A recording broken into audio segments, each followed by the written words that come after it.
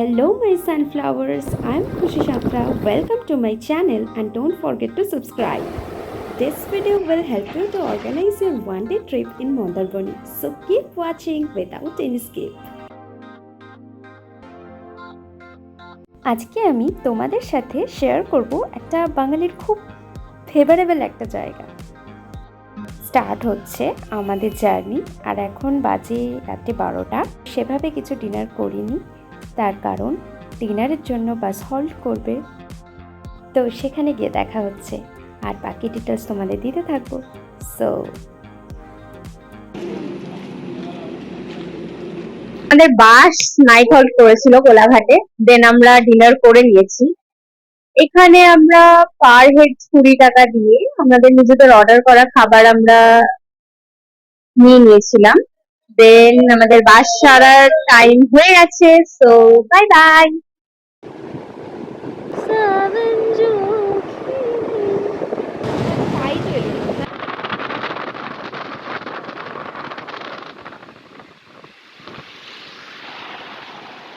Welcome to Mandarmani and সুপ্রভাত সবাইকে। এখন ঘড়িতে বাজে ঠিক 5:05, তবে আমি এখানে পৌঁছে গেছি প্রায় ভোর 4:30 আর তখন থেকে নির্জন সমুদ্রের সাথে সময় কাটিয়ে যাচ্ছিলাম, এখনো কাটাচ্ছি। তবে এখন কিছুটা ব্যস্ত মুখর হয়েছে, ওদিকে কিছুটা লোক দেখা যাচ্ছে, আরও সাইডে একটু দূরে আছে কিছু। বাট ভোর 4:30 সময় যখন এসেছিলাম তখন শুধুমাত্র ছিলাম আমি আর এই অকুল।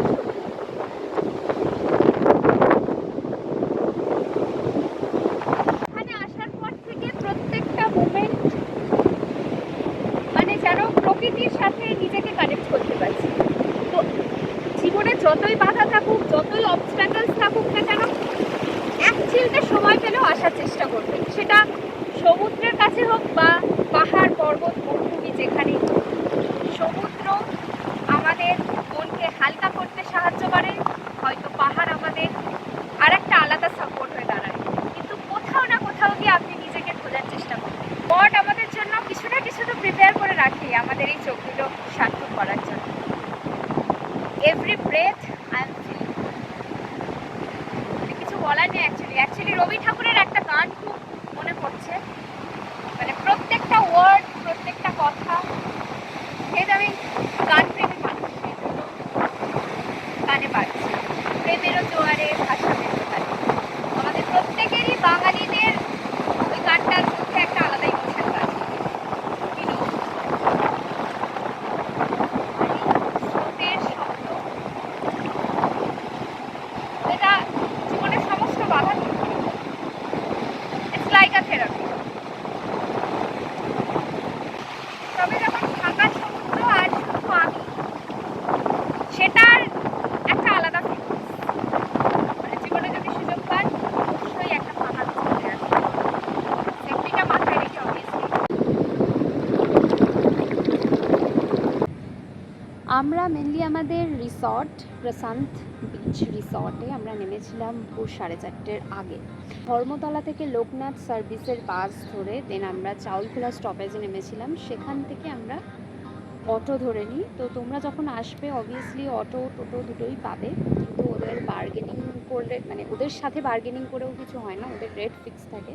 তো এই প্রশান্ত বিচ রিসর্টে আসতে আমাদের লেগেছে টোটাল 250 রুপিস, মোটামুটি 27 কিলোমিটার্স রাস্তা। এখনও পর্যন্ত আমরা চেক ইন করিনি, রিসর্টের ভেতরেই রয়েছি গার্ডেন এরিয়াতে। তো এরপরে আমরা যাব, এখন তো অলরেডি 6টা ওভার হয়ে গেছে। দেন ব্রেকফাস্ট করব, একটু বাদে তোমাদের রিসর্টটা একদম ঘুরিয়ে দেখাবো। এই রিসর্টের আমার একটা পয়েন্ট বেস্ট লেগেছে, যেটা বিচ সাইডে এই রিসর্টটা, মানে 1 মিনিটও লাগে না, 30 সেকেন্ডও লাগে না বিচে পৌঁছাতে, জাস্ট বেরিয়ে গিয়ে একদম। আর রিসর্টটা অবভিয়াসলি ঘুরিয়ে দেখাবো তোমাদের। is all our cottage room. If you want to stay here, you will definitely stay at the near of this pool.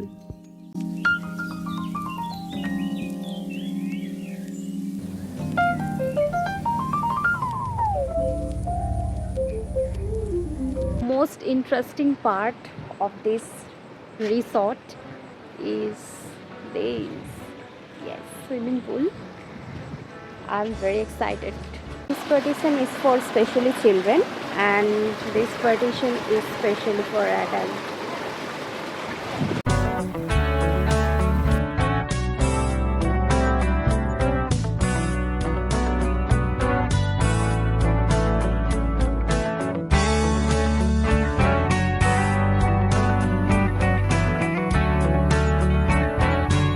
This area of this resort is very beautiful. There is also present a small children park beside this pool, and this area of this resort is actually very attractive. This greenery lawn area, just look this beautiful scenery. আমি এখন বসে আছি সমুদ্র তীরের পাশেই একটা ধাবাতে, যেখানে ব্রেকফাস্টে আমি নিয়ে নিয়েছি ব্রেড অমলেট। এক পিস অলরেডি খাওয়া হয়ে গেছে। এরপর আমি আমাদের রিসর্টের রেস্টুরেন্টটা ঘুরে দেখি, তারপর চেক ইন না হওয়ার জন্য আবার চলে যাই বিচে।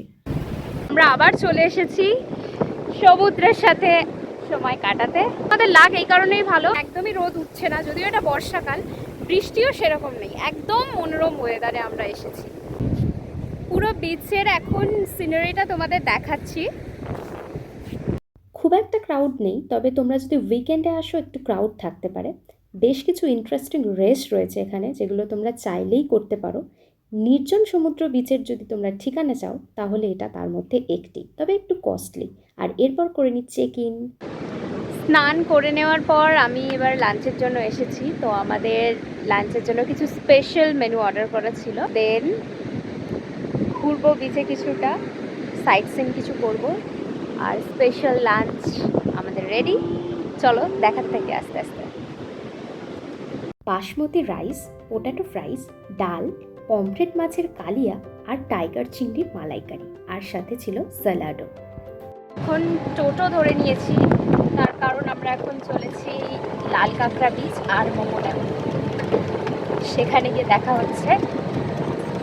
আর এই গ্রেট লাঞ্চে আমাদের মুডটা ভালো হয়ে গেছে।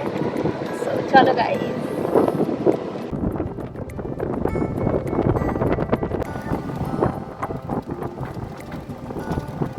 আমি এখন চলে এসেছি আমাদের সবার প্রিয় মোহনাতে।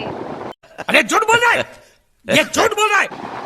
আমি এখন চলে এসেছি মোহনাতে। আমি দেখাতে বলবো কিভাবে সমুদ্র আর নদী মিলিত হয়েছে, একটা অপরূপ দৃশ্য সৃষ্টি করেছে।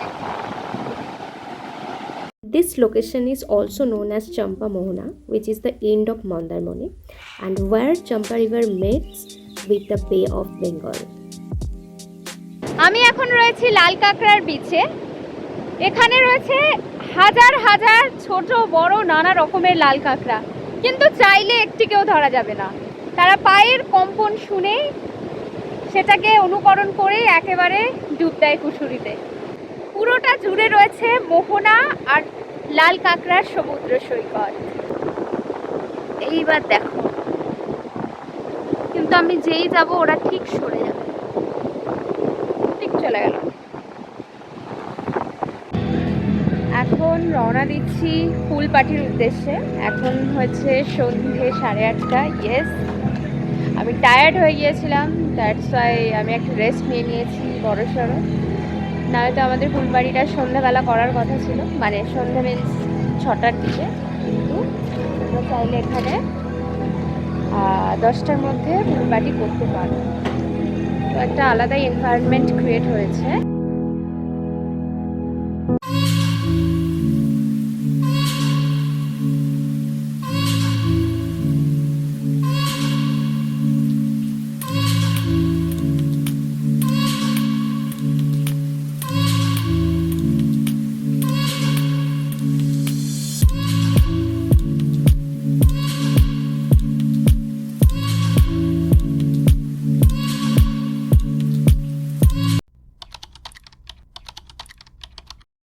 নেক্সট অ্যান্ড লাস্ট মর্নিংয়ে আমাদের ব্রেকফাস্টটা ছিল কমপ্লিমেন্টারি, আর সব কিছুই ছিল বুফে সিস্টেম।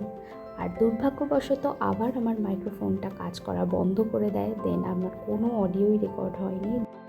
তো ডেফিনেটলি তোমরা জানিও কেমন লাগলো এই গোটা ব্লগটা, আর সমস্ত ডিটেলিংস দেওয়া থাকলো। I hope you will also visit in this resort. So goodbye, stay well সবাইকে। আমি জানি না আমি কি ভুলভাল বকছিলাম, আর কোনোটাই রেকর্ড হয়নি। সো মন্দারমণিকে বাই বাই করতে আবার চলে আসি সি বিচে। দেন মনটা তো একটু খারাপ লাগছিলই, আকাশের মনটাও দেখলাম ভারী ভারী মেঘলা হয়ে রয়েছে। তারপর শুরু হয়ে যায় ঝিরিঝিরি বৃষ্টি। পর আর বেশি দেরি না করে ডিরেক্টলি টোটো ধরে চলে যাই চাউলখোলা। আমাদের আগে থেকে বুক করে রাখা বাস আমরা ধরে নিই।